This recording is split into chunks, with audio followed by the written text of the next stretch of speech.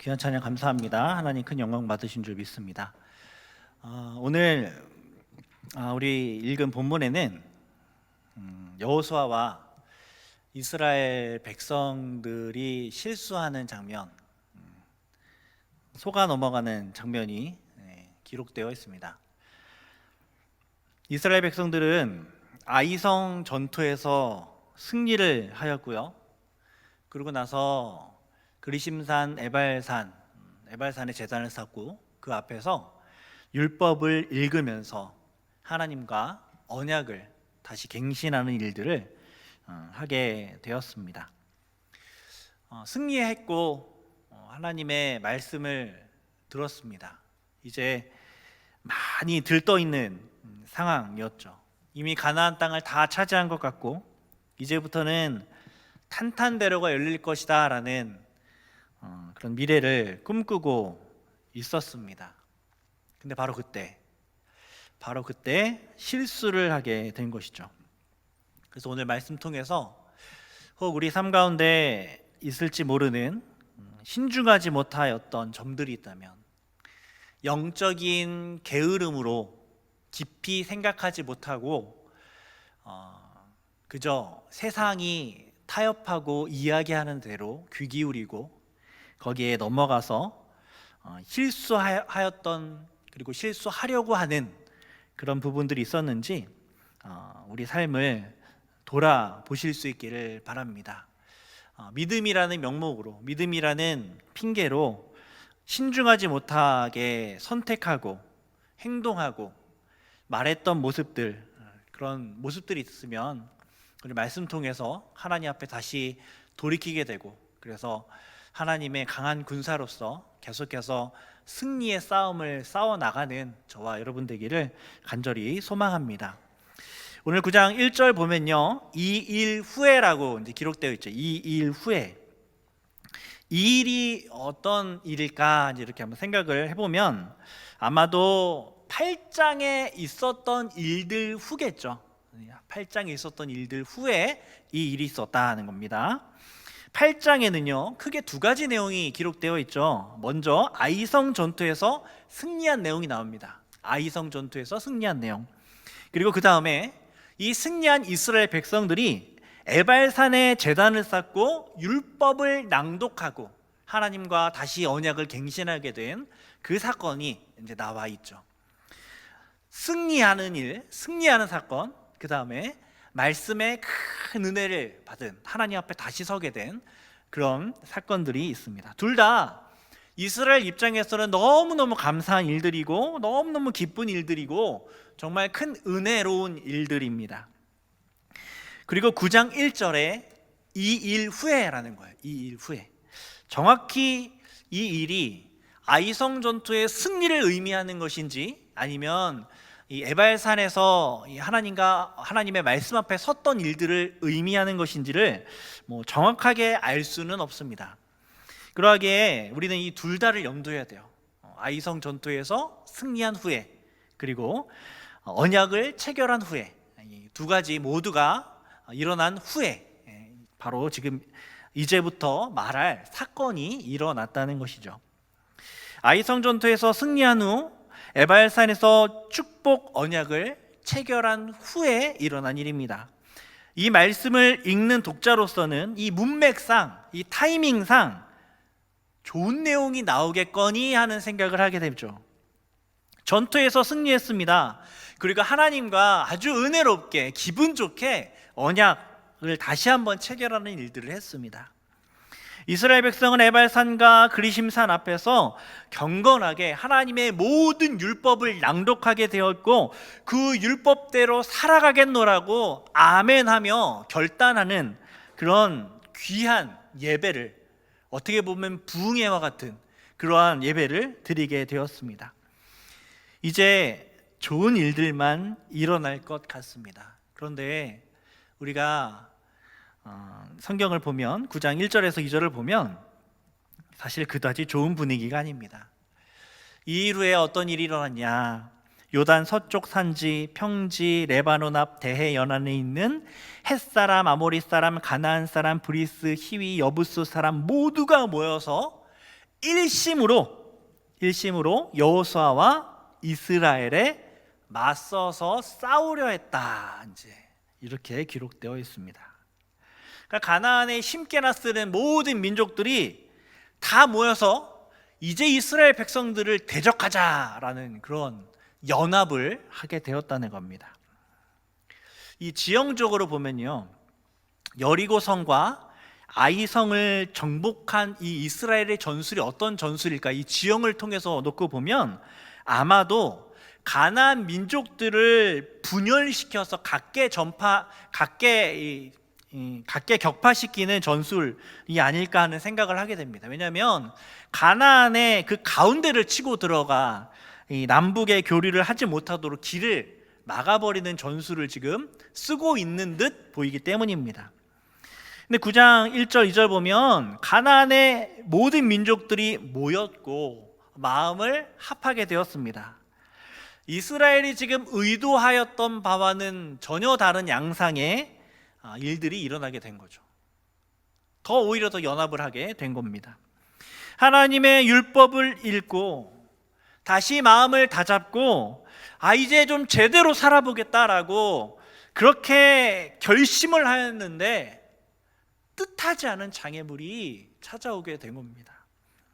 어쩌면 예배를 드리고 은혜를 받아서 결연하게 결단을 하고 이제 하나님의 그 말씀을 정말로 지키면서 살겠노라고 이글거리는 눈빛을 가지고 딱 나왔는데, 그러면 이제 앞에 길이 좀 열려지고 어떤 긍정적인 표적이 나타나고 긍정적인 환경의 변화가 나타나면 정말 하나님이 나 참으로 함께 하시는구나 느끼면서 너무 좋을 것 같은데, 오히려 더 길이 막히고 오히려 더 어려워지는 상황이 펼쳐질 수도 있다는 겁니다. 차라리 순서가 바뀌면 더 힘이 날 것 같습니다. 어려움이 찾아왔다가 다시 하나님 앞에 큰 은혜를 받게 되면 얼마나 좋아요. 근데 하나님 앞에 큰 은혜를 받았는데 오히려 지금 생활이 더 어려워지는, 사정이 더 어려워지는 일들이 일어나게 된 겁니다. 힘 빠지게 말이죠. 오늘 본문처럼 은혜를 잔뜩 받았는데 길이 막혀지는 상황이 찾아오게 되면 참 인간적인 마음으로 힘이 쭉쭉 빠지는 것을 경험하게 됩니다. 하나님은 아마도 우리가 우리 어깨에 힘을 주고 있었던 그 힘을 빼기를 원하시는 듯 합니다. 이제 언약을 맺었고 이제 은혜를 받았으니까 내가 뭐든지 할 수 있을 거야 라고 생각하면서 어깨에 힘을 주고 경거망동하지 않기를 바라시는 거죠. 이제 은혜를 받았으니까 나 뭐든지 할 수 있을 거야가 아니라 이제 은혜를 받았으니까 계속해서 하나님 앞에 더 엎드려야지, 이런 마음을 하나님께서 우리에게 요구하신다는 것입니다. 언약을 맺은 후에 오히려 더 조심하고 더 하나님을 꼭 붙잡는 그런 인생을 살기를 하나님이 원하시는 것이죠. 그것이 바로 우리와 언약을 맺은 진짜 이유입니다. 이스라엘 백성들은 선민의식이 있죠. 우리들은 하나님의 택함받은 백성이다라는 겁니다. 그래서 우리가 하는 모든 것 가운데 하나님께서 복을 내려주실 것이다. 비록 여러 가지 어려움들이 그 이스라엘 민족의 역사 앞에 있었지만 그럼에도 불구하고 회개하며 그리스도께 돌아오기는커녕 여전히 그들의 선민의식을 버리지 않고 그들만의 율법을 고수하며 살아가는 모습을 우리는 보게 됩니다. 그러한 선민의식만큼 위험한 것이 없습니다. 하나님은 그러한 것을 우리에게 경계시키는 것이죠.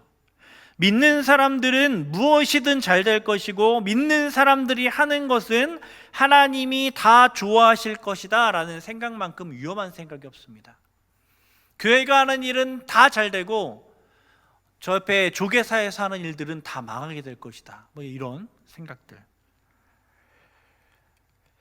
하나님께서 우리를 믿음의 자녀로 불러주신 것은 기고만장해서 마음대로 살아가게 하기 위함이 아니라 믿음의 자녀답게 더 하나님을 붙잡고 더 하나님 앞에 무릎을 꿇고 더 치열하게 죄와 싸우며 조심스럽게 살아가라고 그렇게 우리를 부르신 것입니다.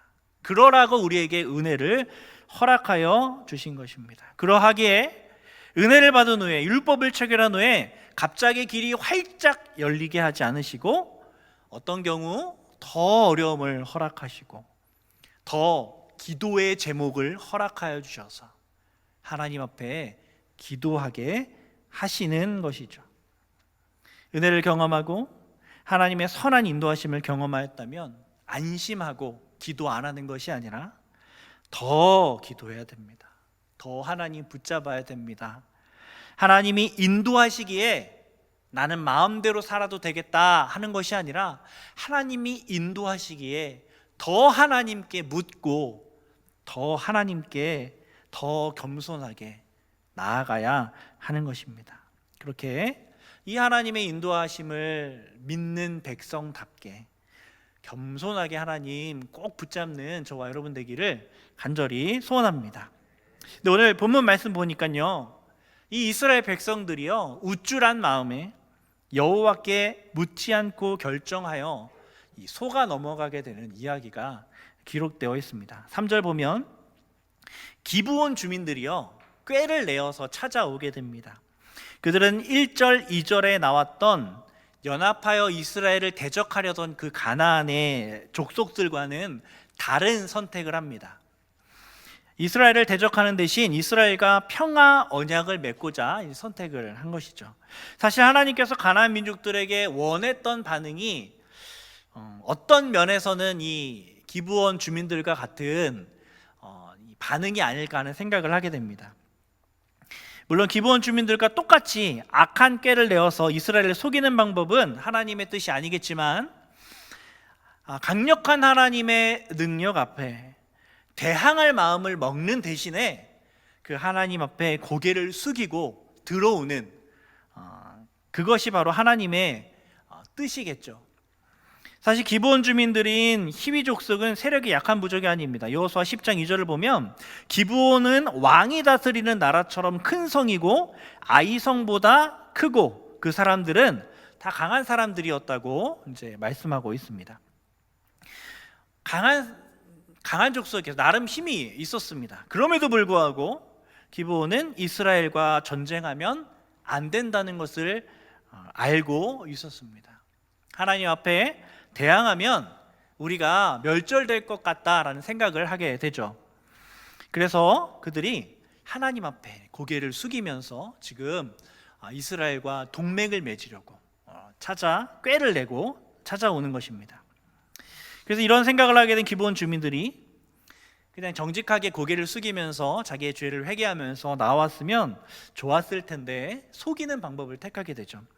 그들이 꾀를 냅니다. 어떤 꾀를 내냐면 낡은 곡식자루와 낡은 포도주 부대를 나귀에 싣고 마치 멀리서 여행에 와서 지금 이 곳에 도착한 것처럼 그렇게 꾸미고 이스라엘로 찾아오죠.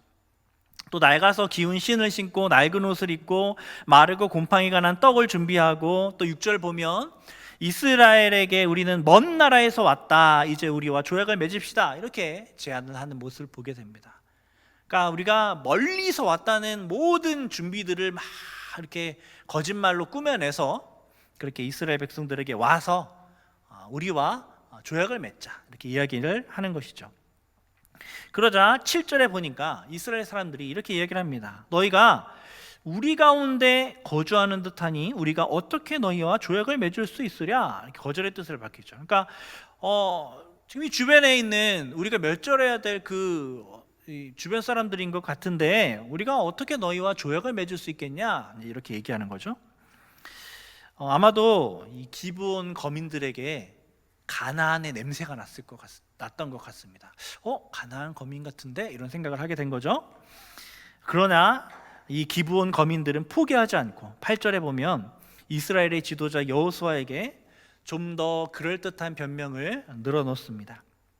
먼저 기브온 주민들은 이렇게 얘기해요. 여호수아 앞에, 우린 당신의 종입니다. 종이에요. 우린 종입니다. 라면서 아부하고 머리를 조아립니다. 기분 좋아졌겠죠. 여호수아는 너희는 누구며 어디서 왔느냐 이렇게 묻죠. 그러자 그들이 다시 한번 자신들을 종이라고 낮추면서 종들은 당신의 하나님 여호와의 이름으로 말미암아 심히 먼 나라에서 왔사오니 이는 우리가 그의 소문과 그가 애굽에서 행하신 모든 일을 들으며 또 그가 요단 동쪽에 있는 아모리 사람의 두 왕들 곧 헤스본 왕 시온과 아스다롯에 있는 바산 왕 옥에게 행하신 모든 일을 들었음이니이다 라고 이렇게 대답을 합니다. 정말 여호수아가 딱 듣고 싶은 그 얘기를 하는 거죠. 하나님 소문 들었습니다. 우린 당신의 종입니다. 당신들의 민족이 승리하고 있는 소문들을 우리가 듣고 멀리서 화친하러 찾아왔습니다. 용이 주도하게도 여리고성 이야기, 아이성 이야기는 하지 않습니다. 왜냐하면 이건 최근의 일이잖아요. 아마 이 최근의 일을 알았다면 이들이 이제 아마 근처에 있는 사람이라는 것을 오늘날 같이 매스컴이 발달하지 않았기 때문에 이거를 안다면 가까이 있는 거민일 가능성이 크니까 그 일들은 다 빼고 최근의 일은 다 빼고 예전에 있었던 일들 다 늘어놓으면서 이렇게 거짓말을 하고 있는 것 같습니다. 게다가 그들이 하는 말이 꿀 같아요. 칭찬 일색입니다. 얼마나 이 그리스도인에게 당신을 통하여 하나님의 능력이 나타나는 것을 내가 보고 전 당신은 참 위대한 사람입니다 이렇게 하면서 이렇게 치켜 세우면 얼마나 기분이 좋겠습니까? 게다가 그들이 하는 말 계속 칭찬이고, 그래서 가나안 거민들이 연합하여 일심으로 여호수아와 이스라엘에 맞서서 싸우려 하는 그런 사기 저하되는 지금 상황이잖아요. 1절 2절. 근데 지금 이 상황은 얼마나 그것과 반대되는 상황입니까? 아마도 이 이야기를 듣는 이스라엘과 여호수아는 기분이 매우 좋아져서 마음이 녹아버렸을 것 같습니다. 이어서 그들은 그들의 장로들과 모든 주민이 조약을 맺기를 원하게 되고, 그래서 떡과 포도주를 가지고 길을 떠났는데 너무 먼 길을 와서 포도주 주머니도 헤어졌고 음식도 곰팡이가 났다면서 이 증거물까지 보여주면서 우리 먼 데에서 왔습니다 이러면서 증거물까지 보여주는 겁니다. 기브온 거민들은 이스라엘이 가까이에 있는 사람들이랑은 조약을 안 맺을 것이다 라는 것을 알고 이렇게 치밀하게 준비를 해온 것이죠. 그들은 이스라엘의 하나님께서 어떤 명령을 이스라엘에게 했는지도 알고 있었고, 또 이스라엘이 그 명령에 따라 근처에 있는 민족과는 조약을 안 맺을 거다, 아무리 좋은 조건이 있어도 조약을 맺지 않을 거다라는 걸 알고 있었습니다. 알고 있어요. 그런 분명한 정보를 가지고 마음을 먹고 이스라엘 백성들을 속인 겁니다. 차라리 솔직히 이야기하고 우리는 진멸당할 족속이지만 우리가 회개합니다. 그리고 우리가 하나님의 백성으로 편입되기를 원합니다 라고 이야기를 했다면 좋았을 텐데, 이렇게 치밀하게 거짓말을 하여 지금 이스라엘 백성을 속이고 있는 겁니다. 이런 모습을 제가 묵상하면서 세상이 하는 짓이랑 너무 비슷한 것 같다는 생각을 하게 됩니다. 세상처럼 너무 교묘하게 속이는 것이죠. 세상이 우리를 속일 때 뻔하게 속이지 않습니다. 속을 만하게 속이죠. 그럴듯하게. 만약 누군가가 우리에게 찾아와서 당신 하나님을 부인하고 하나님을 저주하십시오. 그럼 내가 이 많은 돈을 당신에게 주겠습니다. 자, 이제 하나님 부인하고 하나님 저주하십시오 이렇게 얘기를 하면 어떻게 하겠습니까? 아마 이 자리에 있는 대부분의 성도님들은, 모든 성도님들은 절대 그럴 수 없다, 아무리 돈을 많이 줘도 나는 하나님을 저주할 수 없다 이렇게 이야기할 것 같습니다. 근데 세상이 그런 뻔한 방식으로 우리를 넘어뜨리려 하지 않습니다. 아주 교묘하게, 야, 이거는 하나님의 말씀을 어기는 게 아니야. 성경에 정확하게 써 있진 않아. 이렇게. 이 정도는 하나님도 이해해 줄 법해. 너희 자녀를 생각해 봐. 너의 앞길을 생각하면 조금만 타협하면 돼. 라면서 아주 교묘하게 세상이 우리를 유혹하는 것이죠. 그래서 교묘하게 주일 예배를 빠지게 만들고, 교묘하게 성경 읽지 못하게 하고, 교묘하게 내일로 기도를 미루게 만드는 그러한 일들을, 그래서 야금야금 우리의 신앙을 해이하게 만들고 결정적인 순간에 우리가 일어나지 못하게 만드는 그런 일들을, 그런 속임수를 이 세상이 우리에게 사용하고 있다는 겁니다. 기브온 거민들이 우린 가까이에 있는 족속이 아니니까 조약을 맺어도 괜찮다. 우리가 종이 될 거야. 괜찮아. 얼마나 괜찮은 제안입니까? 라면서 이런 식으로 접근을 한 것처럼 이 세상도 그렇게 접근을 한다는 겁니다. 기브온 거민들은 이스라엘을 아주 잘 알았습니다. 하나님이 이스라엘에게 어떤 명령을 내렸는지 잘 알았습니다. 그리고 그걸 이용했습니다. 세상도 마찬가지입니다. 세상도 우리가 교회에서 무슨 말을 하고 어떤 이야기를 하고, 이단들도 우리를 공격할 때 교회에서 어떤 이야기를 하고 어떤 가르침을 하고 다 압니다. 그리고 그걸 교묘하게 이용하고 교묘하게 비틀고, 그래서 우리를 넘어뜨리려고 하는 것이죠. 잘 먹혀 들만한 방법으로 연구하고 고민하고 꾸며서 우리를 속이는 겁니다. 그래서 그들은 완벽하게 속았습니다. 아주 치밀한 계획을 가지고 치밀하게 준비한 그들 앞에 이 이스라엘의 최고 지도자 여호수아가 속아버리고 만 거죠. 이스라엘 모든 백성들이 속아버리고 만 겁니다. 그러나 그런 그들의 그 치밀한 준비도 속일 수 없는 분이 계시죠. 누굽니까? 우리 하나님이십니다. 만약 이스라엘 백성이 하나님을 의지하며 하나님께 여쭈어봤다면 이런 기브온의 계략은 성공하지 못했을 겁니다. 근데 우리 14절, 15절 말씀을, 9장 14절, 15절 말씀 우리 한 목소리를 한번 읽어보겠습니다. 시작. 무리가 그들의 양식을 취하고는 어떻게 할지를 여호와께 묻지 아니하고 여호수아가 곧 그들과 화친하여 그들을 살리리라는 조약을 맺고 회중 족장들이 그들에게 맹세하였더라.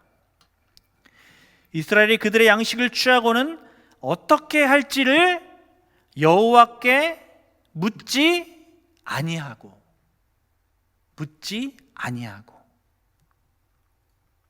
곧 그들과 화친하였다.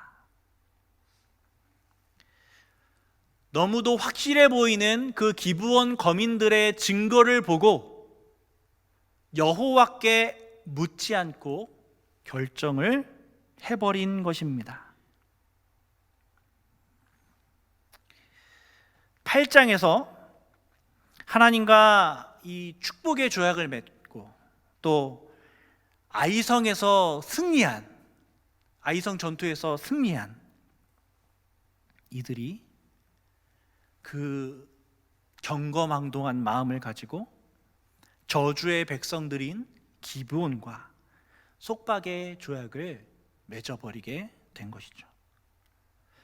이 조약으로 말미암아 사기가 올랐던 이스라엘 백성은 다시 한번 사기가 곤두박질 치게 되었습니다. 이로 인한 불만과 이로 인한 분열이 이스라엘 백성 모든 군사들에게 퍼져 나갔습니다. 결국 나중에 이 조약 때문에 결국 군사까지 파견해야 되는 그러한 어려움들을 이스라엘 백성들은 겪게 됩니다. 이스라엘이 어떻게 했어야 합니까? 하나님께 물어야 했습니다. 하나님께 물어봤어야 됐어요. 그들은 하나님께 물어볼 만큼 신중해야 했습니다. 기도하여야 합니다. 기도하지 않는 백성은 속습니다. 기도하지 않는 백성은 망합니다. 무슨 일을 하든 기도해야 합니다. 하나님께서 하늘 위에서 아무것도 안 하고 계시는 것 같아도 그렇지 않습니다. 보이지 않는다고 하나님 일하지 않으시는 거 아닙니다. 하나님께서 모든 것 가운데 섭리하시고 모든 것을 다 알고 계시다라고 성경에 기록되어 있고 우린 그것을 믿습니다. 그 전지전능한 하나님께 기도해야 합니다. 우리 하나님께 기도하면 도저히 될 수 없어 보이는 것도 이루어지는 역사가 일어나고, 우리 하나님께 기도하면 반드시 생길 수밖에 없어 보이는 어려움도 일어나지 않는 역사도 일어납니다. 하나님은 기도를 통하여 우리가 기적을 경험하게 하십니다. 기도하게 하나님께서 명령하시고, 그리고 그 기도는 하나님께서 우리에게 주신 선물입니다. 이스라엘은 아이성의 승리를 경험하고 하나님과의 축복의 언약을 맺으면서 마음이 높아져 버렸습니다. 그래서 기브온 거민의 아부와 좋은 제안에 눈이 멀어서 넘어져 버리고 말았습니다. 속아 넘어갔습니다. 그들은 우리는 하나님의 이제 언약을 맺고 복을 받아서 승리하였던 것처럼 그 선민의식으로 가득 차서 기도할 필요를 느끼지 않았던 것 같습니다. 그들은 영적인 나태함에 빠져버린 것이죠. 세상은 그렇게 호락호락하지 않습니다. 우리가 조금만 느슨해져도 굶주린 늑대처럼 달려드는 게 이 세상입니다. 세상이 얼마나 기가 막힌 전략으로 우리를 속이려 들고 얼마나 기가 막힌 전략으로 우리와 조약을 맺으려 합니까? 오늘 성경에선 그것을 이미지로 보여주지 않습니까? 얼마나 자세하게 설명합니까? 이들이 우리를 속이려는 그 전략이 성경에 얼마나 자세히 기록되어 있습니까? 경고입니다. 이 세상이 우리를 그렇게 속이려고 한다. 그 경고입니다. 그런 세상을 이길 수 있는 유일한 길은 뭐라고 말씀합니까? 하나님께 묻는 것입니다. 여호와께 묻는 것입니다. 그것만이 우리가 속지 않고 승리의 길을 계속 걸어갈 수 있는 유일한 방편인 것이죠. 그러기에 우리는 어느 때라도 나태하지 말고 하나님을 붙잡고 기도해야 하는 것입니다. 예전 다니는 교회에서 전 교회인가? 다니던 교회였는데 전교인 수행회를 이렇게 은혜 가운데 이렇게 다 마치고 목사님께서 저를 불러서 이렇게 지나가는 길이었는데 이렇게 말씀을 하셨습니다. 그 이야기가 좀 기억에 오래 남습니다. 수양회를 다녀오고 당시 담임 목사님께서 저에게 이렇게 말씀하셨는데 성도님들이 다 수양회가 은혜로웠다고 하지요. 강도사님 생각에 왜 수양회가 그렇게 은혜로웠던 것 같아요? 라고 이제 저한테 물었습니다. 저는 이제 이렇게 생각을 했죠. 제가 찬양 인도를 했고, 제가 이 정교인 수양회를 위해서 계획을 짜고 프로그램 짜고 열심히 준비해서 이 일들이 있었으니 담임 목사님께서 또 나를 칭찬해 주시려고 하시는구나, 이렇게 생각을 하면서 무슨 대답을 해야 될까 이제 이렇게 속으로 이렇게 생각을 했습니다. 그 찰나의 순간이 지나고 나서 은근 기대를 하면서 있었는데, 그런 저에게 목사님께서 간단하게 한마디 하시고 그냥 가셨어요. 왜 수양회가 은혜로웠다고, 왜 수양회가 그렇게 은혜로웠을까요? 묻고 나서 잠시 있다가 기도해서 그래요, 그러면서 지나가셨습니다. 그러고 나서 제가 좀 이렇게 이렇게 생각했어요. 정말 그렇죠. 수행회 가운데 아무 사고가 없던 것도, 그 많은 성도님들이 함께 정말 다 다른 삶을 살고 있는 그 성도님들이 다 함께 즐겁게 교제하게 된 것도, 무엇보다 은혜로운 말씀이 선포된 것도, 그 말씀을 잘 받을 마음밭이 열려지게 된 것도, 뜨겁게 기도할 수 있게 된 것도 다 하나님의 은혜였어요. 우리가 기획해서 한 것이 아니라 하나님의 성도님들이 기대하는 마음을 가지고 기도하였고, 우리들도 하나님 역사하여 달라고 기도하였고, 그때 하나님께서 은혜를 쏟아 부어 주신 것이었죠. 똑같은 상황과 똑같은 여건에서 기도할 때와 기도하지 않을 때 다릅니다. 정말 다릅니다. 우린 기도해야 됩니다. 상황이 좋을 때든 좋지 않을 때든 절대 영적으로 나태해지지 말고 기도와 모든 일에 기도와 간구로 모든 구할 것을 하나님 앞에 감사함으로 아뢰야 합니다. 모든 일을 하기 앞서 기도해야 하는 것이죠. 세상에 모든 여러 가지 다양한 중독자들이 있습니다. 알코올 중독, 마약 중독, 인터넷 중독. 우리들은 기도의 중독자가 되기를 소원합니다. 무슨 일이 생길 때마다 기도하고, 아무 일 없을 때도 기도하고, 어려움 찾아와도 기도하고, 평안해도 기도하고, 막 기쁜데 기도하고, 어느 순간 정신을 차려보니까 기도하고 있고, 이런, 자다 일어났는데 사실은 기도하고 있었던 거고, 이런 그런 기도 중독자들. 오늘은 기브온 거민의 영악한 속임수에 넘어가 버린 이스라엘 백성들에 대한 말씀을 듣게 됩니다. 네, 세상의 유혹이 거셉니다. 세상은 온갖 아첨과 온갖 속임수로 우리를 하나님의 언약에서 벗어나게 만들려고 합니다. 그런 세상에 맞서 하나님 뭐라고 말씀하십니까? 나를 의지하고 계속해서 기도해라. 나태하지 말고, 기고만장하지 말고 기도해라 말씀합니다. 오늘 말씀 우리 마음 가운데 새기고 늘 하나님께 기도하여 세상을 이기는 저와 여러분 되기를 간절히 소원합니다. 기도하겠습니다. 아버지 하나님, 우리를 사랑하사 우리를 하나님의 자녀 삼아주시고 하나님의 자녀로 하나님께 나아와 예배드리며 기도할 수 있게 하시는 은혜 감사드립니다.